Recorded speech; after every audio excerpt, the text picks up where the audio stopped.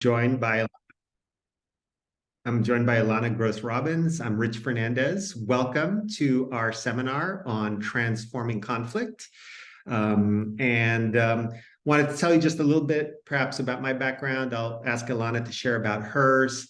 And if you're joining live, please let us know also where you're joining from. We often have people from all over the world. So if you want to chat that in, we'd be happy to see that. So again, my name is Rich Fernandez. I'm the CEO of SIY Global. We focus on delivering social and emotional intelligence skills in organizations for individuals, teams, and for organizations as a whole. And I'm seeing folks joining from all over the world, again, from Atlanta, LaGrange, Georgia, from Bonn, Germany. Welcome. If you're just joining us, please let us know where you're joining from. It's great to see our global audience.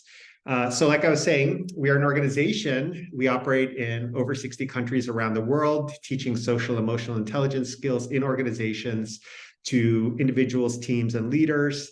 And one topic we often hear is conflict. It is something that pretty much is a feature, not a bug, of organizational life, of working in teams, of working in collaborative contexts. So we really want to address the idea of conflict. And I love the fact that we have this global audience to do so. We have, I'm seeing in the chat, people from London, Barcelona, Bali, Indonesia, Vancouver, British Columbia. So welcome, everybody. A little bit about my background. I was trained in psychology, focused on organizational psychology, had a long career in that, almost 2 decades, working for large organizations, JP Morgan Chase, Bank of America, eBay, and then the last role I had was at Google, where I was leading executive development there, which is senior leader development. And certainly in traveling through all those organizations, conflict was a key topic. And so I have lots of experience with models of managing conflict, but perhaps the most present and relevant one is using social emotional intelligence skills, which is our specialty here at SIY Global. So that's a little bit about me. Let me pause there and invite you, Ilana, to say hello and introduce yourself as well.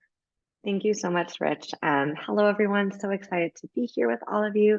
My name is Ilana, and I am the Global Head of People and Culture at SIY Global. And, you know, the way I would describe my job is I think our organization really looks at how can we transform companies and company culture to create a really supportive and sort of like the next way of working environment. And I think the way I see my job is how can we take what it is we're trying to do out in the world and actually apply it internally? How can we be our own testing ground for all of these things?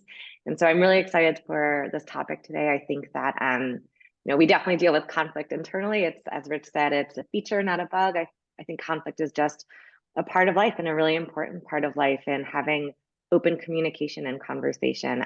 So this is definitely something we deal with internally, and also I have experienced elsewhere working around this topic. In terms of my background, my work has mainly been in community organizing and education, and then some additional work in the tech startup world. I've been at SIY Global now for 8 years, so have had a range of roles here, and really have had the opportunity, I think, to see our organization from multiple perspectives.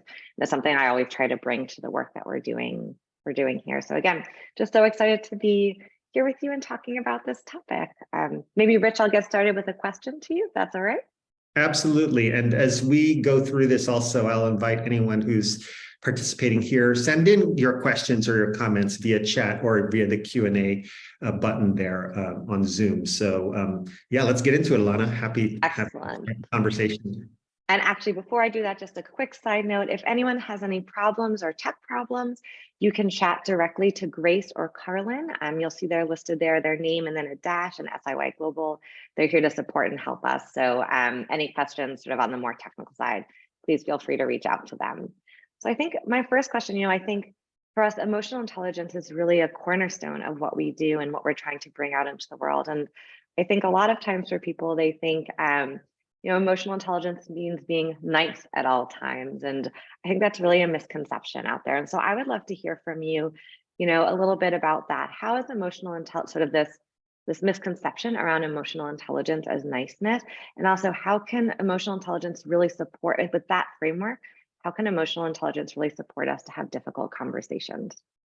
Absolutely. Great question. So there is a lot of misconception around emotional intelligence. It means, I think for a lot of people, it means, as you said, being nice, being emotional, feeling your feelings. But we really use a model of emotional intelligence that has been developed over many years, originating from Solovey and Mayer, who at the time were doing work out of Yale and eventually made popular by Daniel Goleman, who's a science journalist for the New York Times and sort of a world famous author. Really a model of emotional intelligence that looks at 4 dimensions of emotional intelligence. So one is a personal dimension having to do with your own thoughts, feelings, intuitions. The personal dimension involves self-awareness as well as self-management.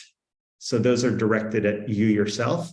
And then the second 2 component, the other parts of emotional intelligence, 2 other dimensions, involve social or interpersonal skills. So that's social awareness and then relationship management. So the idea is that if you're able to have some degree of self-awareness and manage your emotions, thoughts, intuitions, then you're able to become aware socially as well of the thoughts, feelings, emotions, states of others, and manage relationships effectively. So it's that 4-dimensional model of emotional intelligence that we use when we train individuals, teams, leaders to develop the skills of emotional intelligence. And it's really critical when we talk about things like collaboration, but also conflict, because there's the capacity to apply those same skills, those 4-dimensional skills of emotional intelligence in any situation, particularly a situation of conflict. And so it becomes really important. And typically it gets ignored in those heated situations. Typically, it's like what I like to call the iceberg model, right? It's, how like an iceberg has maybe 10 to 20% of its actual visible mass that's above the waterline, but 80% is below the waterline. It's that 80% that we tend not to pay attention to that's critical in those situations. Thank you, Rich, for sharing that. And I think, I will also add to that. I think that when we can better understand where we are coming from in those conversations, it allows us to engage more openly and maybe acknowledge those things that are better left aside, right? Like not every emotion or feeling is needed in that conflict. And also I think it can create a real understanding with those that we're speaking to, right? Where might they be coming from? How can we develop empathy and understand that and using that as a base of a conversation? Absolutely, and I think coming back to your earlier point, it's exactly that approach, which is sort of like a tuning kind of approach, tuning to yourself, tuning to others, so that you can respond effectively and skillfully. That's the way to harness emotional intelligence. And that's also why it's not simply trying to make nice and be nice. It's actually being assertive, being, first of all, aware and choiceful and skillful, even assertive about your needs and seeking to understand the needs of the counterparty who you may be in kind of, in conflict or collaboration with. All of that is action-oriented and is not about simply like saying, let's just everybody be nice. So that's really important myth to bust. It's not just about niceness, it's actually about emotional intelligence as an actionable skill. And I think, something both of us spoke to in our introduction was really this conflict is part of life. And it's actually a really important part of the way we work together as teams and the way we interact. And I'm curious if you could just share a little more about your perspective on that and why you think conflict is so important. Yeah, and I'll even share an example that I would say, came about yesterday or the day before, whatever, in the middle of the week here. I think on Monday, because conflict is a feature, not a bug of teamwork. It's a feature, not a bug of teamwork. It's a feature, not a bug of collaboration. cross-functional collaboration in organizations, where everybody by design has slightly different agenda, or at a minimum, different perspectives based on where they sit and what roles they have in the organization. And so the thing is, friction exists, but is it productive friction? Is it healthy friction? Or is it unproductive and negatively disruptive friction? There's a lot of, let's talk about, disruptive technologies and positive disruption, but there's also negative disruption that leads to the derailment of a team or an agenda or the work that you need to accomplish. So with that conflict just being present and that friction being present, the question is, does it become, is it healthy and productive? Does it promote exploration, debate, sort of furtherance of the work, or does it derail you? And I think it's really important to find a way to bring friction, to have conversation about it, to maybe even invite it in a productive way.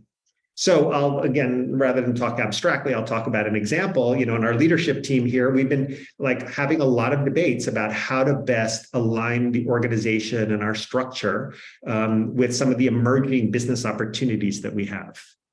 Right. So we have some interesting emerging business opportunities to work with large organizations. What is the best sort of configuration of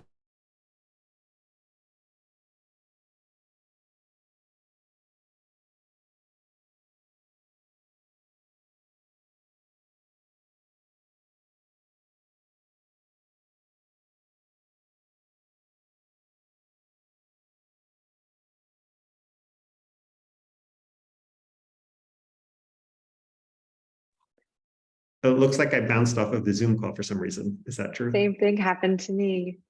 Okay. It could be. I think we're back. I think we're back. We're back. I'm not sure where we're back. Thank you. Thank you, everyone. Thanks for all the texts. We're back. Okay. Where did we leave off? We were talking about healthy and unhealthy friction in teams. I'll tell you the last thing that I heard, which may be different from other people, but the last thing I heard you say was starting your example about our leadership team and trying to, debate about best ways to align with needs of our business. So that's the last thing I heard. Getting a thumbs up about that too. So if you want to share that example again. Right. So, a big discussion along the leadership team. And one of the things I invited and said is let's please have healthy debate. Let's please think about the things we haven't thought about or haven't said or vocalized, so that we can really look at this from all perspectives. How do we best create the right team to pursue these new business opportunities that are coming up? And there was disagreement. There was even conflict. This was Monday. Ilana, you were there too. You're part of our leadership team. However, it was all with a certain spirit of how do we design the best team to deliver against this business opportunity. And in the end, what I requested was, let's have a really healthy debate and let's see how we could get to alignment as a team, right? And that also an important principle is, if you disagree, is it possible to commit? Can you disagree but commit? You may have a different perspective on things.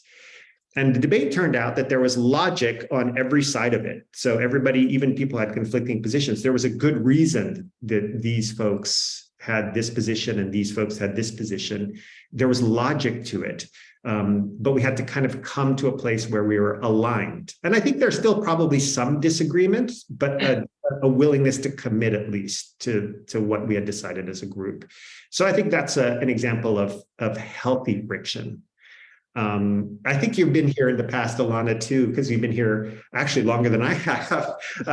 And there's been in the past instances where I remember there was unhealthy friction where somebody said, no, I'm not doing that, period. And that's just it. And I'm going to hold up this process until I get what I want.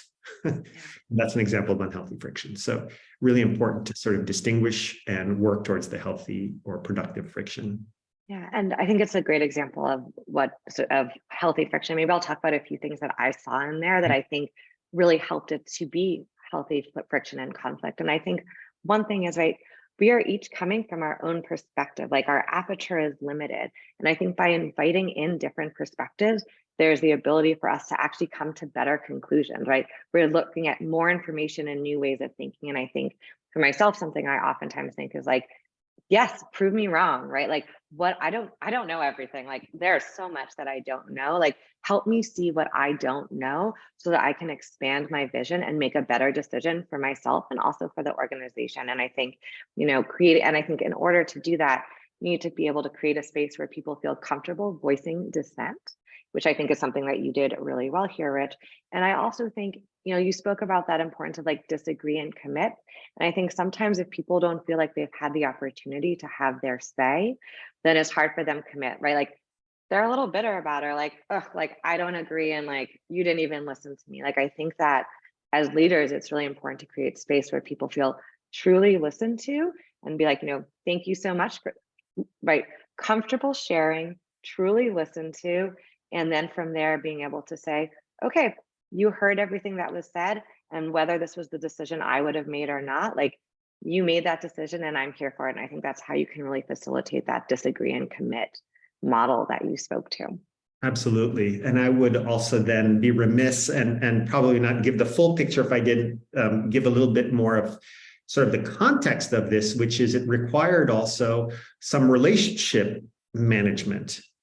And so I will tell you that, like I also did some pre-meeting before our meeting with individual team members to understand their perspective, to like really say, okay, tell me what your concerns are, right? And coming back to what we said in the beginning of this webinar, the emotional intelligence piece, like I had to manage myself because I was trying to drive to an outcome, right? As the leader of this team, I'm trying to drive to this outcome. But I had to be aware that like my desire to drive, so that's the self-awareness piece that I tried to exercise. My desire to drive to a conclusion and an outcome is strong, but I have to be aware of that, manage that, and then think about the social piece, which is, I think some of my team members have other points of view. So I literally, in advance of this leadership team meeting, had a couple of one-offs with folks who had concerns. I knew they had concerns. But rather than sweep them under the rug and say, it's going to be like this, and you better just not, dissent, I actually reached out and I said, I want to better understand. I'd love to, I'm curious, please share, because I think you have, like I said, there's logic to what you're saying. So let's flesh it out. Let's talk through it together. I think that really helped so that by the time we arrived, so that was the social awareness and then the relationship management piece, those two interpersonal dimensions of emotional intelligence. I had to manage myself on the personal side, and then I had to like be aware socially and relationship manage. And I think sometimes that's also what's necessary. You have to kind of prepare the ground. You have to, and that's a relationship-based, emotional intelligence-based activity. So I literally had at least 2 meetings before this with different members of the leadership team to just understand like where they were coming from and what was important to them, and see how we could find a solution together based on what we were proposing. And it played out well. And I think we arrived at an agreed upon solution. Sometimes you're not always trying, you can't always, it's not about consensus necessarily, but it's about alignment. Mm-hmm. And is the team going to pull together even people who, like I said, are in disagreement, but are committed? So you can have that. You can have disagreement and commitment and still have alignment. Yeah. I think about that a lot in terms of consent, right? As long as I have the opportunity to really participate in the conversation and voice my opinion, I'm consenting to sort of this answer, right? Like I feel like I'm consenting to this process. And I think something I often think about in relationships, right? Like when we are able, all relationships will have ruptures, right? There will be challenges in it.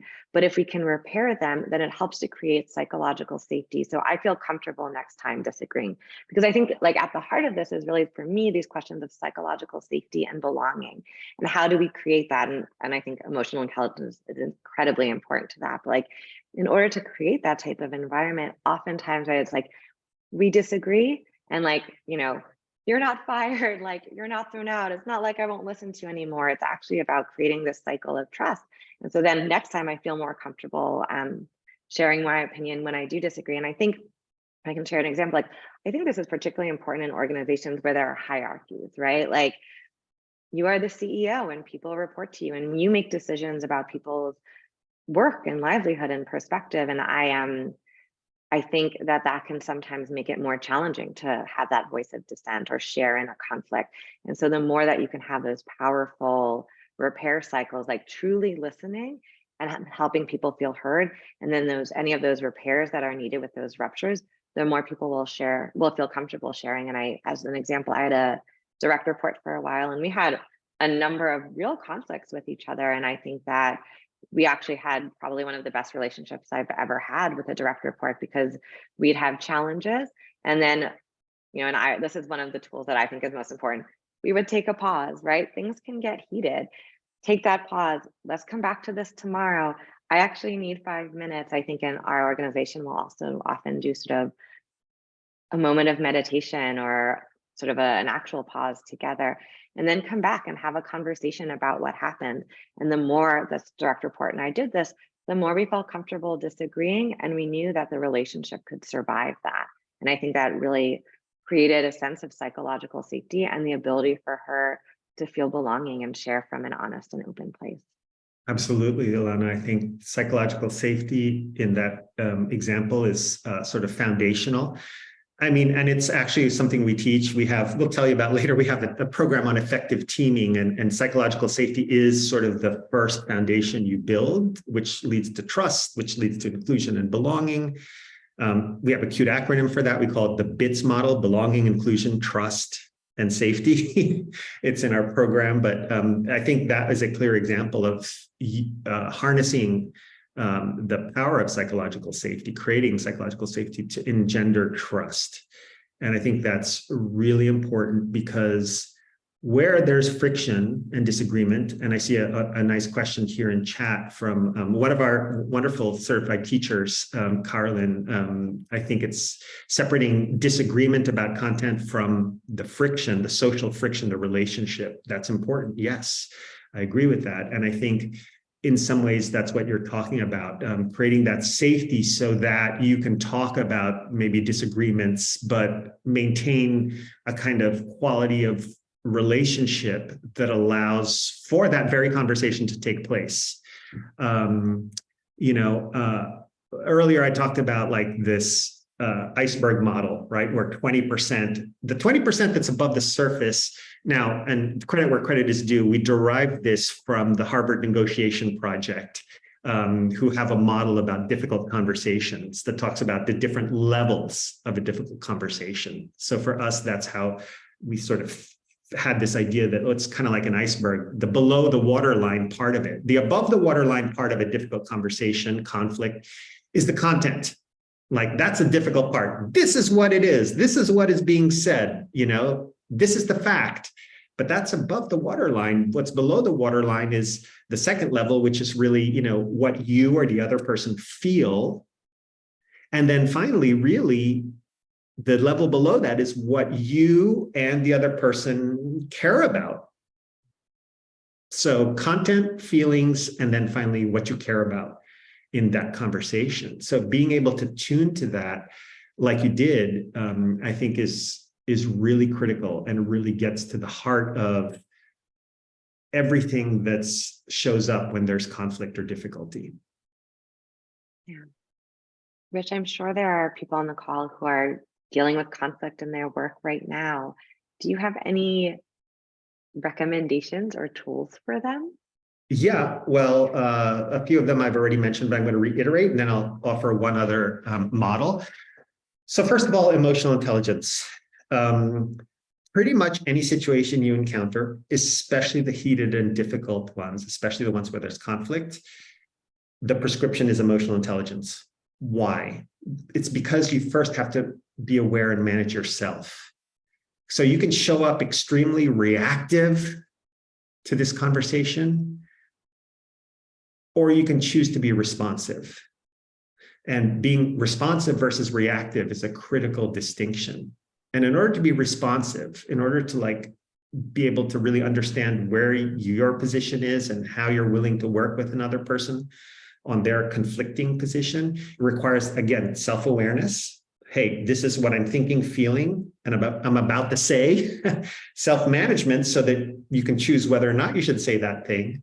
So that's the personal piece of emotional intelligence. And then the social awareness. Now, what's important to them? What are they getting at? How are they showing up? What are they feeling, and what's important to them? That Harvard negotiation model, right? What are they saying? What are they feeling? What's important to them? Same for me on this side. So that's the social awareness and relationship management piece of emotional intelligence. So the first thing is think about those 4 dimensions of emotional intelligence. The 4 dimensions are self-awareness and self-management. That's your first job. Be aware, manage yourself. The next 2 dimensions are social awareness and relationship management. So pivot to, once you've managed to be aware and manage yourself, pivot to being aware of the other person and then managing that relationship. Those are the 4 dimensions. And when I say manage that relationship, manage that conversation, engage in that conversation, I'm suggesting that you could use that Harvard negotiation project model. Think about the content of what's being said. Think about what you and the other person may be feeling.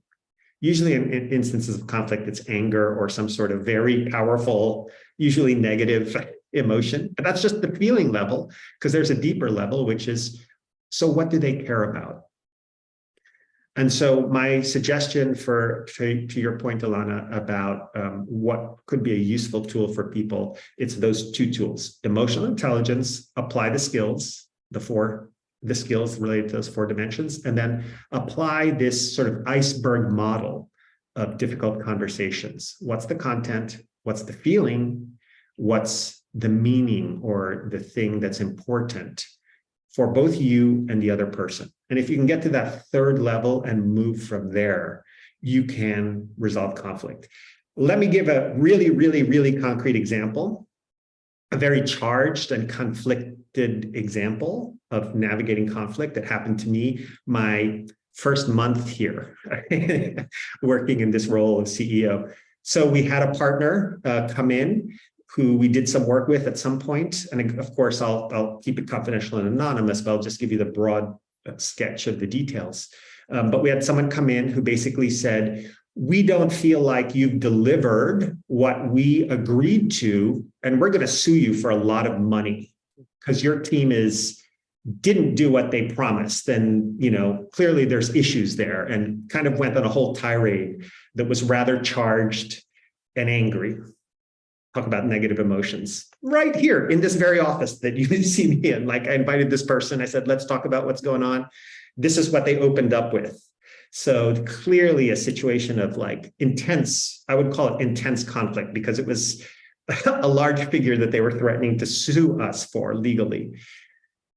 And I said, first of all, I'd appreciate it if we leave off with I was aware. Let me utilize my own model here, right? So emotional intelligence, the personal part of it, self-awareness, self-management. When this person started saying bad things about our team, I noticed in myself my own anger rising, and my own sort of combativeness and desire to defend. So then I applied the second skill, which is, okay, I'm aware of that. Now let me manage that. So am I going to come back to this person and immediately open up with anger? That's a choice I have. What I decided to do is, rather than react in anger, to respond assertively, but hopefully reasonably. So I said, first of all, I'm very happy to engage in this conversation, but I'm going to ask you to please refrain from saying negative things about the team, and that instead, let's focus on the issue, because I think you and I can have a conversation about the issue. Can we agree to that so we can proceed with this conversation? And this person sort of took their temperature down a little bit. They're like, oh, we're going to talk about the actual thing. We're not going to talk about how terrible this person thinks our team is. Good. So we moved off of that. So now I was into the social awareness dimension. I was like, okay, so now what is this person thinking and feeling? And this person was thinking and feeling frustrated and upset. And I said, well, tell me And this is the relationship management piece, because now I'm trying to like understand how we can manage our relationship. I said, I would like to understand better. I'm curious about like where you think the gap is, and I'd like to work with you on that. And it became a much more civil conversation, the outcome of which I said, listen, I'm not sure your organization, and I certainly can tell you my organization is not interested in the distraction or the cost of a lawsuit. And so I believe we can find a different solution. How about we make this accommodation to address your concern? And we can do that in partnership for the next 2 years and contract it as such at no cost to you or us. And we avoid lawsuits. And this person was like, that's a great solution. And so they left this office, actually, this literally office right here where I'm sitting. They left this office saying, okay, so let's just have our legal teams contact each other with the contract. And I think we've reached resolution. And we shook hands and they walked away. And so, I try to give this concrete example of actually using the dimensions of emotional intelligence applied to a situation of high conflict. And also, the other model I used was the one I shared, which was, I knew this was an iceberg moment, that the content that was showing up in my office through this person was that this person was angry and saying bad things, but that they were feeling frustrated and that they were really hoping to get some sort of partnership concession, which I was able to give at no cost, and the situation was resolved. So just a little example and two models to use. And Rich, I also think something great to point out there is like, this is an example where you were being nice, right? You didn't, your goal wasn't to give them everything they wanted. Your goal wasn't to make them feel good. Your goal wasn't to, like sort of roll over. Your goal was to have to acknowledge and recognize them, understand where they're at, and to still be assertive and sort of meet in a way that met both organizational needs. And I think that's part of what makes this such a good example of how emotional intelligence can help you deal with conflict in a really healthy and positive way, both for yourself and for the organizations involved. Very much so, yeah. I'm curious, I've shared that story, the model. I'd love for, if anyone who's listening here has questions, again, I just want to remind you all to just please send it in chat or in the Q&A section, because Ilana and I have dealt with this a lot, because we work in an organization, we work with teams, cross-functional teams, global teams. And so conflict or just relationship management comes up a lot. And we try, as Ilana said, to really practice the very skills that we teach. And sometimes it's imperfect, sometimes I don't want this to sound like it's all completely like we've got our models and we're running our models and there's nothing that sort of breaks from that or leaks out from that. There's very difficult moments as well. But your choice is to actually use some skill-based tools or kind of run with your default tendencies in terms of how you deal with conflict. And so we see these emotional intelligence skills as skills that can improve with use and practice, like all skills. And I'll say, Rich, you and I have worked very closely for quite a number of years, and we've had conflicts with each other. We've had disagreements. And I think that using these tools in those moments have really helped us to build a long-term trusting relationship and meet each moment. And I agree, right? Definitely not perfect. There are ouch moments and oops moments, and we make mistakes. But as long as I think, for me, each of those is a learning opportunity for us. And afterwards, how could I have done that differently? Let's actually talk about what happened and sort of where things went off the rails is actually a way to turn those challenging moments into really powerful growth-oriented moments for, us as individuals and also for our organization. Yeah, absolutely. All right, come on. I know there's got to be questions out there. You're getting 0 questions on conflict or utilizing emotional intelligence skills. But if there are no questions, maybe one other thing to explore that could be helpful for folks is, why does conflict occur. And I have like also, I like things in threes, sometimes fours, as you saw there, but I like things in threes. So I have sort of a three-part framework, if you will, for understanding conflict. And for me, it's usually when there's misunderstanding, misattribution, or misalignment. So what I mean by that is sometimes there's conflict because you thought someone said something, but they really meant something else. Or you thought you said something, but the other person understood it to be something else. Again, this is why it's really important to apply that self-awareness skill and that social awareness skill of emotional intelligence. So misunderstanding is one, misattribution is another, attributing an intent to somebody because that's what you think they intend. Usually you think they have bad intentions. We have this negativity bias, like, oh, that person's just out to get me, or that person's just whatever. And it's usually a misattribution. So it's, again, important to understand, why are they coming from that perspective, right? Like, I've had situations on our team, which you're aware of, where folks have said, well, I had a sense of urgency, but it might have come off this other way, right? And that's a case of the people who experience the sense of urgency may be experiencing it as, some other intent, like trying to stir things up or having conflict, but that's not the intent. It's really to help things succeed. And then the third one is just misalignment. Like, I need this, you need that. They're a little bit in conflict. How can we find our way, sort of, in the example I gave, to a productive solution that is workable for both parties? And so we started in a place of misalignment, me and this other person that I told you about, but we wound up in a place of alignment. And so I understood that we were misaligned in terms of our approaches to this, but we could find a common ground. So working through misunderstanding, misattribution, and misalignment, those three things are also really important when dealing with conflict. Yeah, and we have some questions now, so I'll get to that in a minute. And just before that, I think, particularly when you were talking about misattribution, something I think about a lot, sort of in a short-term way about that, right?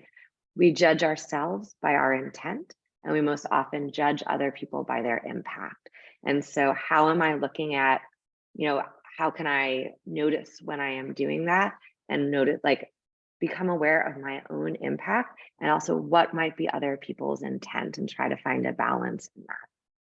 It's a really profound thing you just said, Ilana. It's something we teach as well in our programs, but we judge ourselves by our own intent, but other people judge us by the impact we have on them. And that's why the misattribution thing, as you said, it's really important to understand what is the intent by both parties. So important. Right. And that's, I think, really where emotional intelligence comes in, right? How can I bring that awareness to both my own self and also to others in that situation? 100%. All right, I'm going to throw out one of these questions to you, Rich, that's coming in the chat. And so the first one is, how do you deal with conflict with a coworker that is truly very, very different from yourself? For example, a different age, perspective, or background. Mm-hmm. So seek to understand rather than fix. Seek to understand rather than fix. So the point of departure is they have a particular perspective, particular experience, particular place they're coming from. Seek to understand it. Doesn't mean you have to agree, right? But it means you can empathize. Empathy is simply, understanding the perspectives of others. Again, our definition of empathy we use is understanding the perspectives of others. So what is their perspective? If this person is really different, what is their perspective in general or with regard to a specific issue?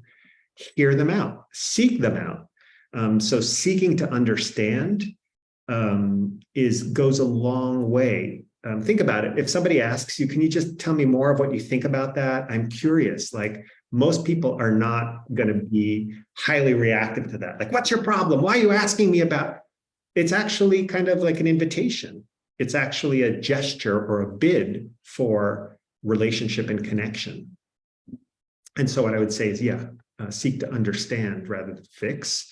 Reach out to them and really harness those two dimensions of emotional intelligence around interpersonal skill, which is be aware of what they care about and, seek to manage that relationship. That's why in the example I gave earlier of leadership team, somebody had really different perspectives than I did, but I wanted to reach out to them one-on-one and understand their perspective. And it really helped us kind of find a common ground and understand the mutual intent here. So seek to understand, I would say. I think also for me, there's a really big piece, and I did mention this earlier, of like, I may be wrong. There may be things that I am not seeing. Like, I desperately want to expand my perspective always. Like, I think that's one of my like core values. And I think as long as I come into those conversations with that intent, it really transforms what those conversations can look like. It's like, I don't know. Show me what I don't know. And like, I hope I change my mind all the time, like not in sort of like a waffling way, but in a like, I don't know everything. And so I think if we can really make space to deeply listen and understand and like perhaps really like change our minds or realize we were wrong about something, I think if we come with that goal into those conversations, it can really change what those conversations look like. And I will also add, I think one thing for me, I often think about in the moment, like when I'm in a difficult conversation or dealing with a conflict, I try to come back, like I ask my own self, like, what is my highest purpose here? Like, what is my ultimate goal of this conversation or this interaction? And it is never winning. Like, I know Rich, you may disagree with me on that one. Rich loves to win, which is great. But like, ultimately, my highest goal is not to win. It's like to really be of service and find the best solution for everyone involved. Most of the time, that's it. Sometimes it varies based on situation. And I think like coming in with that perspective can really change what those conversations look like. Mm-hmm. Yeah, I should say, because Ilana, you know me well enough, that's why, and just for everybody, just in full disclosure, I love winning, but I don't love winning when it means, kind of winning over against, especially when we're in the same organization and we're working towards the same thing. I love winning together. I love winning as a team.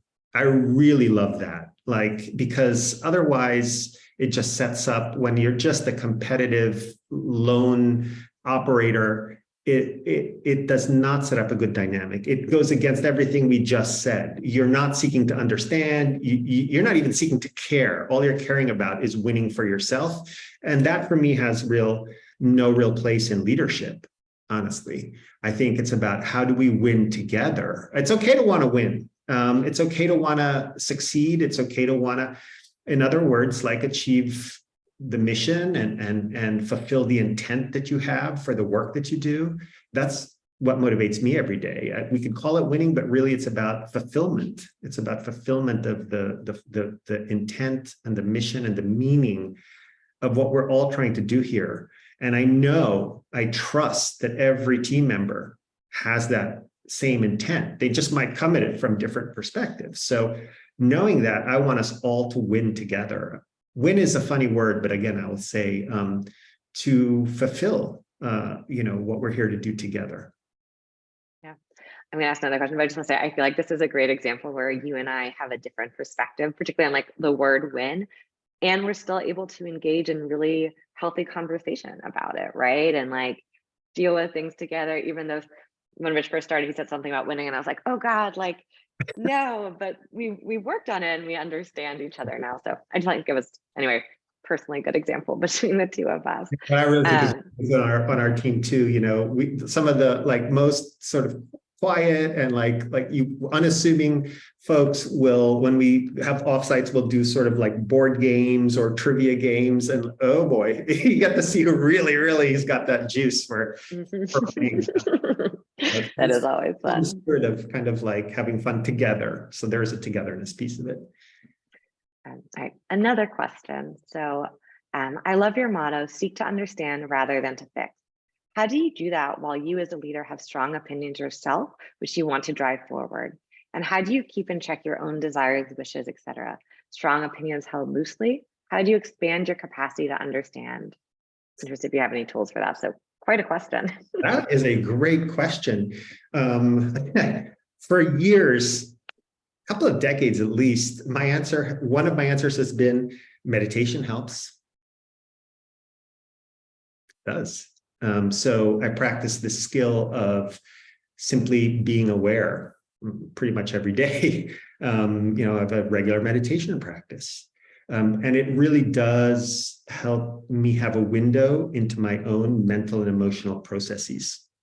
It's a moment where I sit down, it's in the morning before I start my day, and I just almost like do a check-in with myself, right? And I just notice.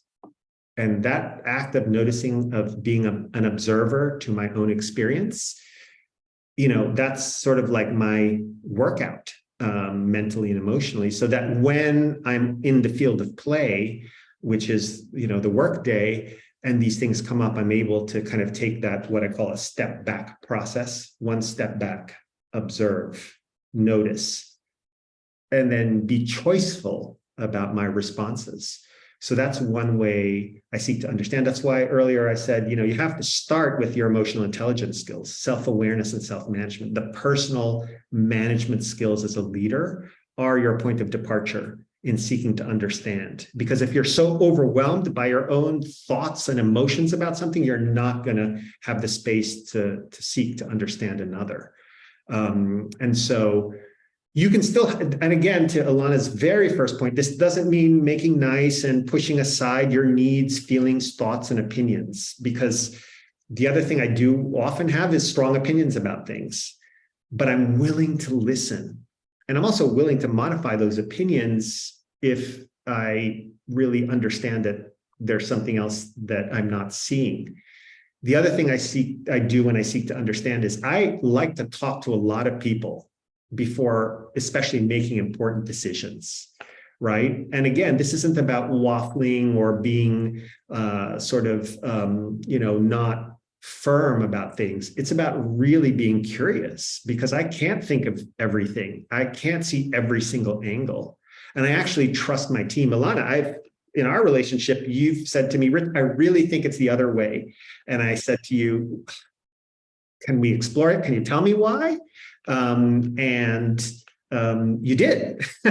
And I changed my mind, actually, because I didn't see those particular aspects of it, right? I had my strongly held opinions and there was good logic behind them, but so did you. And I would have missed the opportunity if I hadn't, asked you about that. So I think it's really important to manage yourself, be aware of your opinions, perspectives, logic, whatever. It could be the most profound logic in the world according to your own self, right? That sometimes happens. Like, I know what the answer is, but it never hurts to just listen. It never hurts to just ask, because maybe you didn't think of everything, and that does sometimes happen. So seek to understand by managing yourself, and then listening and being open. The other thing I try to do is have a growth mindset, like a beginner's mind. There's many names for this, but it's just an openness to ideas.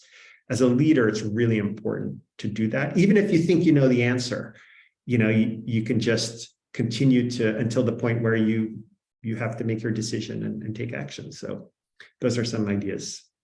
And I think one thing I want to say is, I think we've had both over the years between us where I've been like, I disagree, and you listen and you're like, nope, I'm sticking to what I thought. And you've also had like, oh, I will, that's a really great point. I've changed my perspective. And I think that has helped to build trust between us, so that I can come to you with difficult things and tell you, I disagree. And I think it helps us to be a stronger organization. And I also think, Rich, like that's something that you model very well, really inviting in other voices. And I think oftentimes in leadership, sort of, we live in this model, or we've been taught this model that like leaders need to be like strong and directive and sort of have all the answers. And I disagree with that, right? And I think here we're really exploring what are other ways for what leadership to look like, right? Like standing with strength, but also inviting in that conflict, that difference of perspective, and like creating that sense of belonging and inclusion through that. So I think that's sort of a new version of leadership. Yes, and right? You can be strong and directive, but what matters is how you got there. Mm-hmm. Yes, absolutely. Absolutely. Mhm. Right. I think one more question before Sure. we wrap up.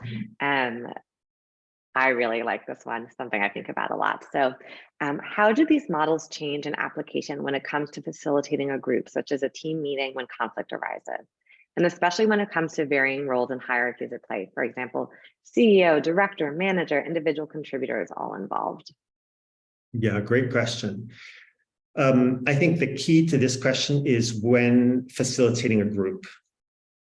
That's kind of like the core of this question. So if you're facilitating a group, how do you sort of set the frame and set the tone so that it is about this exploration and this seeking to understand? So again, I'll give that example where I believe it was Monday. So much has happened, but I believe it was I think it was Monday. leadership team meeting. That was 2 days ago. Gosh, 48 hours ago at this time in the morning, we had a leadership team meeting. And I said, I really would like, please, to invite a healthy debate about this. I really would like to invite healthy friction. That is the intention here. So let's have at it, please, because I know there's different perspectives on this team. And it was a very lively leadership team meeting. But I think setting the tone and then maintaining the tone, because sometimes when you set the tone, it can go off the rails and people can just start banging the table, literally. Fortunately, not on our team, but I've seen it in the past. And it comes back as a facilitator. You say, can we return to the objectives of this, the frame that we agreed to, which is let's seek to understand, let's understand the friction, the stakes of everyone around the table, and continuing to level set. That's how you can do it as a facilitator. And then as regards doing that in a context where you have many different levels and there's a hierarchy and a power differential and a power dynamic, I think a lot of it has to do with naming that and saying, listen, this is a moment where this difficult thing that we're talking about may be difficult to talk about depending on where you are in the organization, but I'm going to have office hours, for example. That's one thing, that we've done. You'll see my calendar has open spots. Email me and I'll gladly meet with you one-on-one. So you're kind of like creating the conditions for everybody's perspectives and points of views to be expressed safely, whether it's in that immediate context of a multi-level meeting or other channels. So simply naming that and inviting that and offering that, I think, goes a long way to helping things when there's multiple levels involved. Do you have other perspectives on that, Ilana? I got lots of perspectives on this one. This is one I could talk about all day. I think a lot about this type of thing. And I think I have a few things I absolutely agree with you, and a few things I would add. I think one thing I do want to emphasize is the multiple ways for people to share feedback, right? Depending on your position, you may not feel comfortable saying what you want to say in front of the entire group. Are you sending out surveys to people afterwards that are anonymous? Like, are you creating office hours? Are you creating that space? But I actually think the most important thing is over time, right? Trust is built and broken over time. And so if you have situations where maybe people try to step forward, like raise a concern to someone in a higher position in the hierarchy than them, and it feels, right, that could feel hard. But like, let's say they try it. What is the response to that, right? Like afterwards, do they feel punished in some way for it? Or do they feel like, thank you so much for sharing your opinion. I really appreciated that you disagreed with me.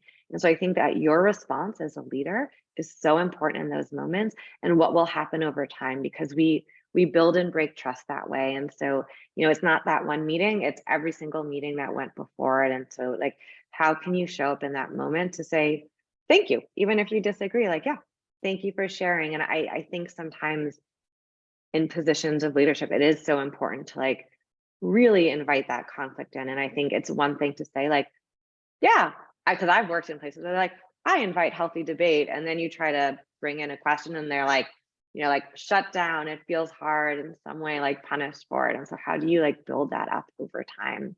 I do think the acknowledgement is really important, and naming it. And I think for those in positions of power, being really, really aware of people are looking at you, right? Like, what is your response in that moment? And I think for me, that comes back to the emotional intelligence of how can I build my own self-management skills so I can respond skillfully in that moment. And also, I will say, if I don't respond skillfully in that moment, because it definitely happens, right? We have good days, we have bad days. Sometimes I'm tired and I don't respond skillfully, right? What is my repair afterwards, right? Like the moment isn't lost forever. Perhaps the next staff meeting I name like, hey, I can recognize that I didn't respond well in that moment. I apologize for that. Or maybe it's a personal conversation with somebody afterwards. But I do think it's really important to keep your eye on hierarchies and sort of how power is flowing, who is and who isn't speaking. And one thing I will also name that I try to do a lot is invite in those dissenting voices. Like, we've heard from one group, maybe you feel really differently about what's been shared. I would love to hear those different opinions sort of, and we do a full staff meeting once a week that I facilitate, and really naming and calling that in. And so inviting those different voices, I think can be really helpful. Also hugely valuable. Yeah, absolutely. So yeah, I think, are we at time though? I think we're about at time right now. Yeah, there's so many more things to say about this and examples, and I'm sure there's also questions. Yeah. But yes, Yeah. maybe I will speak to this, or Rich, if you want to. I guess one of the questions was really about how, like, what are the skills? How do I develop it? And so we want to offer a few possibilities for you.